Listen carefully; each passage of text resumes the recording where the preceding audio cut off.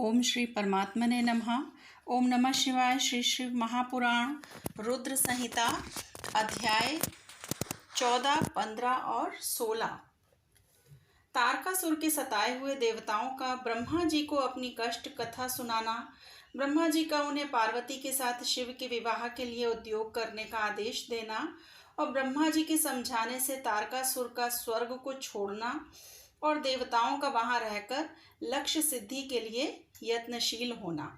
तो सूत जी कहते हैं, तदंतर नारद जी के पूछने पर पार्वती के विवाह के विस्तृत प्रसंग को उपस्थित करते हुए ब्रह्मा जी ने तारकासुर की उत्पत्ति, उसके उग्र तप, मनोवांछित वर प्राप्ति तथा देवता और असुर सबको जीतकर स्वयं इंद्र पर प्रतिष्ठित हो जाने की कथा सुनाई। तत्पश्चात ब्रह्मा जी ने कहा कि तारकासुर तीनों लोकों को अपने वश में करके जब स्वयं इंद्र हो गया तब उसके समान दूसरा कोई शासक नहीं रह गया। वह जितेंद्रिय असुर त्रिभुवन का एकमात्र स्वामी होकर अद्भुत ढंग से राज्य का संचालन करने लगा। उसने समस्त देवताओं को निकालकर उनकी जगह दैत्यों को स्थापित कर दिया और विद्याधर आदि देव योनियों को स्वयं अपने कर्म में लगाया। उन्हें तदंतर तारकासुर के सताए हुए इंद्र आदि संपूर्ण देवता अत्यंत व्याकुल और अनाथ होकर मेरी शरण में आए। उन सब ने मुझ प्रजापति को प्रणाम करके बड़ी भक्ति से मेरा स्तवन किया और अपने दारुण दुख की बातें बताकर कहा कि प्रभु, आप ही हमारी गति हैं, आप ही हमें कर्तव्य का उपदेश देने वाले हैं और आप ही हमारे धाता और उद्धारक हैं। हम सब देवता तारकासुर नामक अग्नि में जलकर अत्यंत व्याकुल हो रहे हैं। जैसे सन्निपात रोग में प्रबल औषधें भी निर्बल हो जाती हैं, उसी प्रकार उस असुर ने हमारे सभी क्रूर उपायों को बलहीन बना दिया है। अगर भगवान विष्णु के सुदर्शन चक्र पर ही हमारी विजय की आशा अवलंबित रहती है, परंतु वह भी उसके कंठ पर कुंठित हो गया। उसके गले में पड़कर वह ऐसा प्रतीत होने लगा था मानो उस असुर को फूल की माला पहनाई गई हो।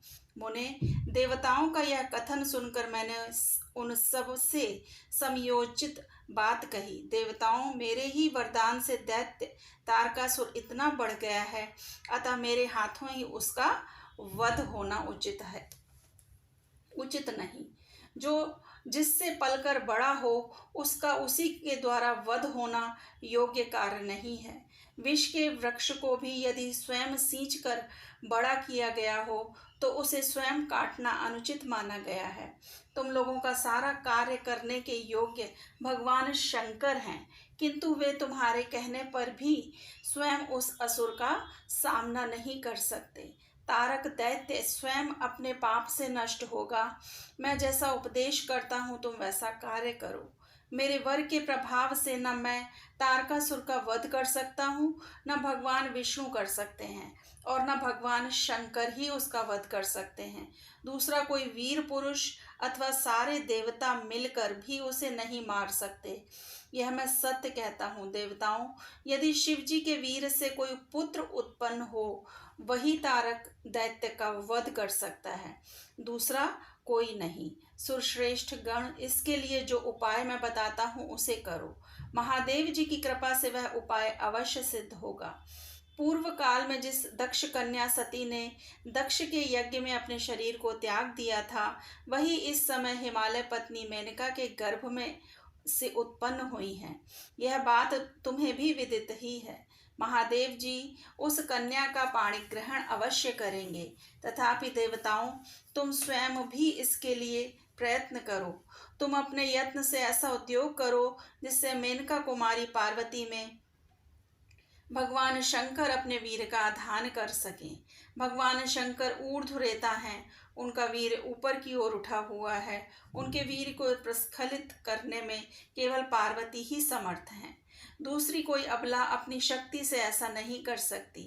गिरिराज की पुत्री वे पार्वती इस समय युवावस्था में प्रवेश कर चुकी हैं और हिमालय पर तपस्या में लगे हुए महादेव जी की प्रतिदिन सेवा करती हैं। अपने पिता हिमवान के कहने से काली शिवा अपनी 2 सखियों के साथ ध्यान परायण परमेश्वर शिव की साग्रह सेवा करती हैं। तीनों लोकों में सबसे अधिक सुंदरी पार्वती शिव के सामने रहकर प्रतिदिन उनकी पूजा करती हैं। तथापि वे ध्यान मग्न महेश्वर मन से भी ध्यानहीन स्थिति में नहीं आते, अर्थात ध्यान भंग करके पार्वती की ओर देखने का विचार भी मन में नहीं लाते। देवताओं, चंद्रशेखर शिव जिस प्रकार काली को अपनी भार्या बनाने की इच्छा करें, वैसी चेष्टा तुम लोग शीघ्र ही प्रयत्न पूर्वक करो। मैं उस दैत्य के स्थान पर जाकर तारकासुर को बुरे हठ से हटाने की चेष्टा करूंगा। अतः अब तुम लोग अपने स्थान को जाओ। नारद, देवताओं से ऐसा कहकर मैं शीघ्र ही तारकासुर से मिला और बड़े प्रेम से बुलाकर मैंने उससे इस प्रकार कहा। तारक, यह स्वर्ग हमारे तेज का सार तत्व है, परंतु तुम यहाँ के राज्य का पालन कर रहे हो, जिसके लिए तुमने उत्तम तपस्या की थी, उससे अधिक चाहने लगे हो। मैंने तुम्हें इससे छोटा ही वर दिया था, स्वर्ग का राज्य कदापि नहीं दिया था। इसलिए तुम स्वर्ग को छोड़कर पृथ्वी पर राज्य करो।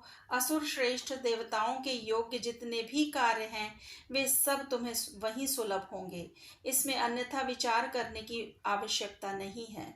ऐसा कहकर उस असुर को समझाने के बाद मैं शिवा और शिव का स्मरण करके वहां से अदृश्य हो गया। तारकासुर भी स्वर्ग को छोड़कर पृथ्वी पर आ गया और शोणितपुर में रहकर वह राज्य करने लगा। फिर सब देवता भी मेरी बात सुनकर मुझे प्रणाम करके इंद्र के साथ प्रसन्नता पूर्वक बड़ी सावधानी के साथ इंद्रलोक में गए। वहां जाकर परस्पर मिलकर आपस में सलाह करके वे सब देवता इंद्र से प्रेम पूर्वक बोले, भगवान शिव की शिवा में जैसे ही काम मूलक रुचि हो, वैसा ब्रह्मा जी का बताया हुआ सारा प्रयत्न आपको करना चाहिए।